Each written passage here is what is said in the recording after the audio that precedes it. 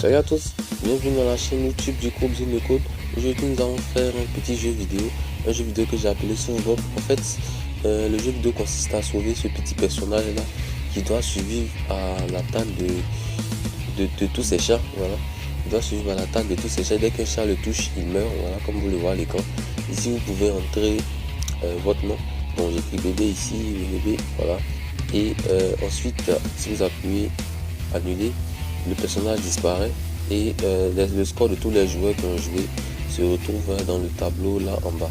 Voilà, vous voyez dans le tableau là en bas, ça classe tous les joueurs. Donc c'est parti, nous créons ce jeu.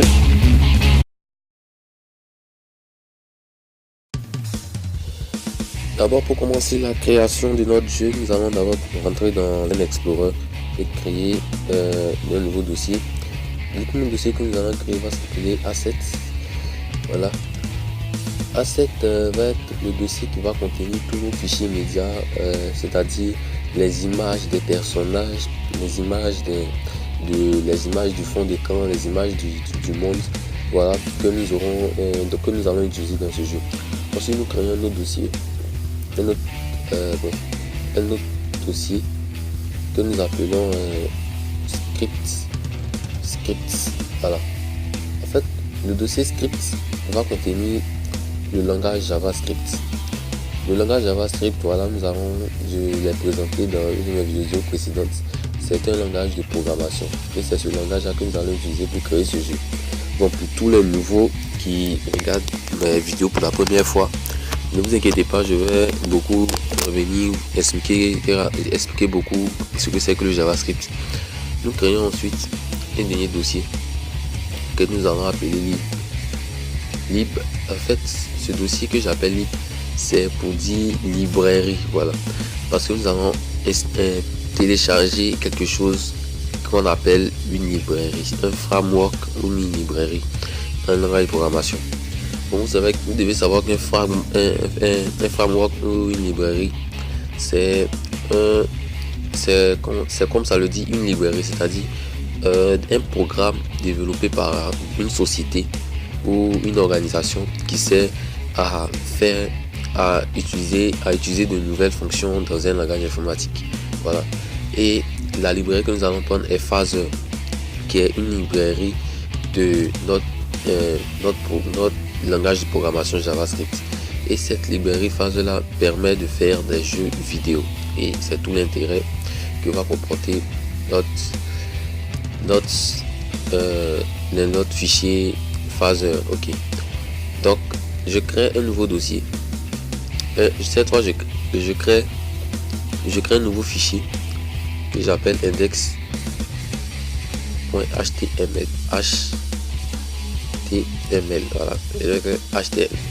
HTML. Index.html, ça va être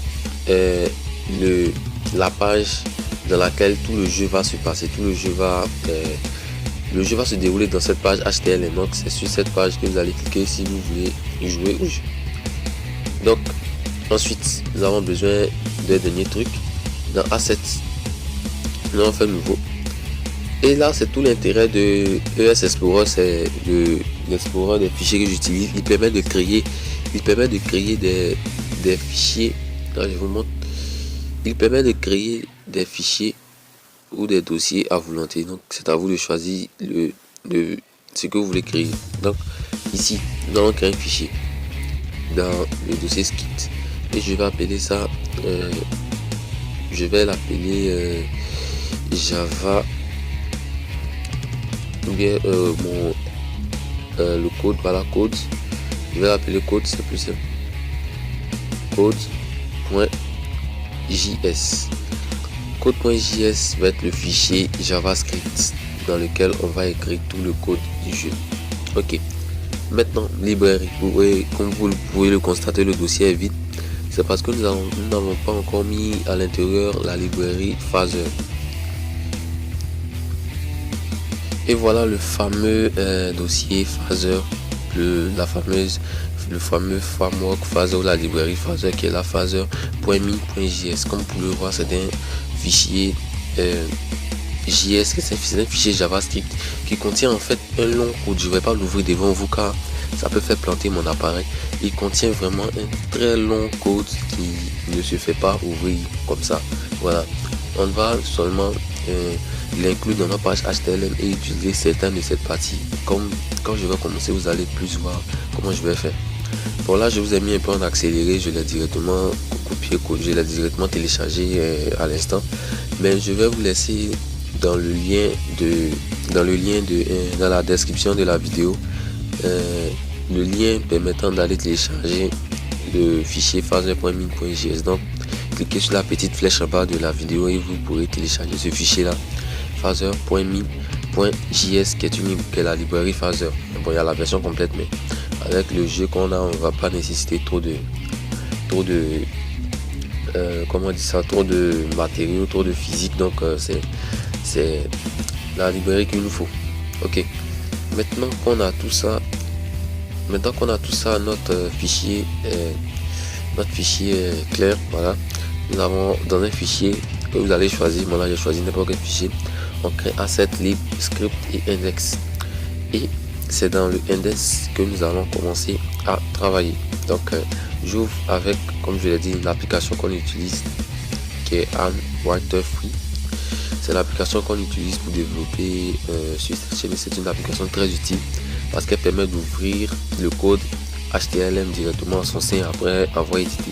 Donc on commence. Donc je l'ouvre avec Free Writer. Et c'est là que nous allons commencer à taper tout notre code. Donc d'abord nous créons les principales balises. Ok. Dans HTML, mettons nos fameux hits. Ok. Et là, ce sont les body, je crois. Voilà. Ok. D'accord. Donc, à partir de là, dans les body, ce sont dans les body que nous allons beaucoup travailler. Donc, j'espace vraiment les body que vous voyez. Donc là, je vais agrandir un peu pour que vous puissiez bien voir. Bon. Excusez-moi, setting. Voilà, pour agrandir, il suffit de modifier les valeurs de celui-là. Je vais mettre un 14. Voilà, c'est très sensible. Donc voilà. Donc ici. Ok. Pour commencer, nous commençons d'abord par créer des divs. Bon, div, voilà. Pour les divs, nous donnons un identifiant. L'identifiant, moi je l'appelle lui. Ensuite, nous créons des balises script dans lesquelles nous allons mettre nous allons indiquer un lien. Nous allons indiquer le lien du script, c'est-à-dire le script qui va agir là. Voilà, ce sont des balises script. Voilà, vous les voyez là. Donc, je commence le script, je mets src lib. Voilà, lib c'est le chemin d'accès. Donc si vous vous rappelez, j'ai créé un dossier que j'ai appelé lib et j'ai mis là dedans phaser.min.js. voilà, là c'est le chemin d'accès. Okay. Donc après ça, nous créons une autre d'autres balises script, mais cette fois ces balises là c'est la librairie Phaser que je viens d'importer là. Voilà, ici c'est la librairie Phaser. Donc c'est là que la librairie Phaser se trouve. Donc dans le programme, la librairie Phaser a fini de charger. Et voilà, et maintenant nous allons passer ici. Nous passons ici à la programmation maintenant du jeu en tant que tel. Le jeu là, c'est nous-mêmes qui allons le programmer. Ok. Donc et autre chose aussi à préciser, nous sommes dans les balises body.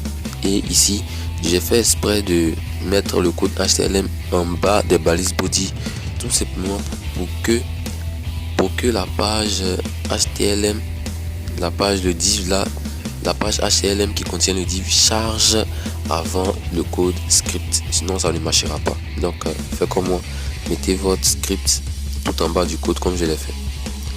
Donc à partir de là, nous créons une variable qui va contenir notre jeu, et bon, on aime l'appeler souvent game. Voilà, variable game. Donc cette variable va contenir neuil phaser.game. Game, c'est une méthode, voilà. Donc c'est ce phaser.game va contenir tout simplement le X et le Y de notre jeu. Donc pour le X, je mets une taille de 300 par 400. Voilà, c'est une taille assez raisonnable pour mon écran. Ensuite, je fais phaser.auto, c'est pour que phaser se lance automatiquement. Donc ici win. Ok, ici le troisième paramètre win, j'aimerais revenir un peu là-dessus. Le troisième paramètre qu'elle a win est en fait la div qui a pour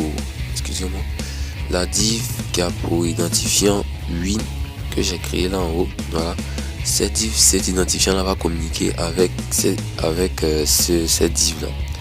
C'est-à-dire quoi? C'est-à-dire que le jeu en fait va se lancer dans cette div qui est là, cette div qui a pour identifiant ID win plutôt. Donc voilà, c'est un peu ça. Donc c'est comme ça que Phaser fonctionne. Donc win, bon là maintenant je mets quelques paramètres. C'est pour annoncer les fonctions. C'est pour que ces fonctions là se trouvent au sein de Phaser et je les déclare d'une façon et ils vont surtout lancer. Donc j'ai mis un truc comme ça, preload, create, 2 points create, voilà comme je le fais, update, ok. Donc je ferme et je délimite, ok. Donc maintenant en bas je crée juste une nouvelle fonction preload. C'est-à-dire fonction preload, c'est la fonction qui va contenir tout ce qui va se charger avant le jeu. Vous devez savoir que dans presque tous les jeux vidéo que vous jouez, les images et le son du jeu chargent avant tout. Et c'est avec ça, quand c'est chargé dans l'application, le programme du jeu, que le programme va interagir avec tous ces éléments là, tous ces sons, ces images pour faire fonctionner le jeu. Donc voilà, ce sont les fonctions qui sont là. Donc la fonction preload ou la fonction create et la fonction update. Donc vous ne devez jamais oublier ces 3 fonctions là en Phaser. Donc c'est très important. Donc preload, c'est ce qui va se charger avant. Donc c'est tout ce qui va se charger pendant le jeu. Donc quand on va arriver là, vous allez comprendre. Donc fonction create, comme il a dit, la deuxième fonction plutôt. Et enfin la dernière fonction, la fonction update. Voilà, ok. Donc je lance et miracle, vous voyez là, bravo si vous êtes arrivé au même niveau que moi. Vous venez là de créer votre première fenêtre Phaser en HTML et JavaScript. Voilà ce que c'est qu'une fenêtre Phaser. Pour l'instant ça va s'afficher là tout noir, et ce que vous voyez là, c'est en fait la fenêtre qui va contenir tout notre jeu et tous les jeux que vous allez pouvoir faire après mon cours. Donc voilà, bon, je vais m'arrêter là pour cette première vidéo. J'ai voulu faire ça pour vous montrer un peu les bases de Phaser, comment Phaser fonctionne, la librairie. Pour la librairie, n'oubliez pas que le lien se trouve dans la description. Vous pouvez télécharger la librairie Phaser et construire les mêmes dossiers que j'ai construits durant ce premier cours. Donc à la prochaine, n'hésitez pas à liker cette vidéo, à la partager et à regarder la deuxième vidéo. Ok, donc à plus tard.